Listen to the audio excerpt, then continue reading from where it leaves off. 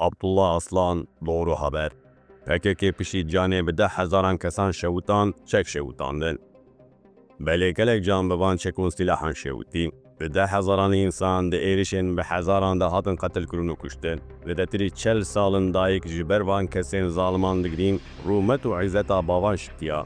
Malbatan, eşîretan, hemû miletekî rûyê rihetî huzûrê nêrîtin. Ciwan ji ber xeyalên pûj derxistin çiyayan.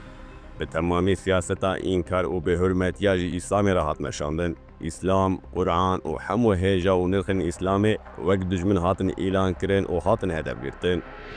Bi heyalata komünîzm û sosyalîzmê însanên bêgune hatin qetilkirin. Hemû xebatên însanî û İslamî wek tehdîdekê hatin nîşandan û îmha kirin. Camî, mekteb, cihên sehetê, nexweşxane bi van êrîşan hatin gullebaran kirin. Li camiya Sûsayê de 10 gundiyên misliman hatin gullebaran kirin. Yasîn berê û hevalên wî li îdî û cejnê qurbanê de dema goştê qurbanê belav dikirin, bi xwînxwarî hatin şehîd kirin. Kurdên ku xerac nedan van kesan bûn hedefên van çekûsîlehan. Van çekan gelek can şewitandin. Gelek malbat xira kirin, gelek xwîn rijandin. Divê em vê yekê jî bibêjin. Bi danîn û şewitandina çend sîlehan çareserî nayê kirin. Lazim e ku dariya vê pêvajoyê û merhaleyê bê. Ev pêkhatî de sergoyê tarîx û dîrokê de wek organîzasyonek dijminê însaniyetê cihê xwe bigire.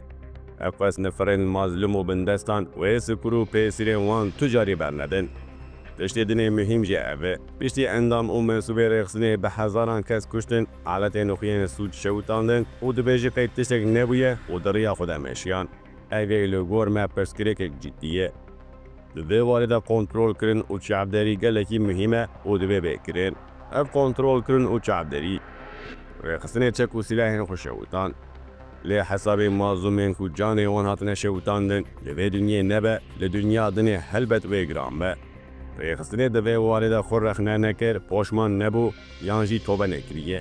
Ev yê jî li gor me bûyere gelekî mühîm e. PKK çekûsîleh şewitand. Lê tu gotinek nekirinin ku ji kirinên xwe poşman bûnin.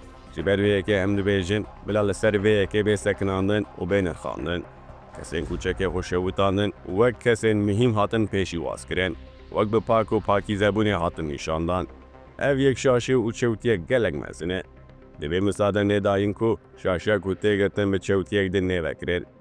Çekûsîlehên ku gelek can şewitandin, tê şewitandin, helbet ev yek mühîm e.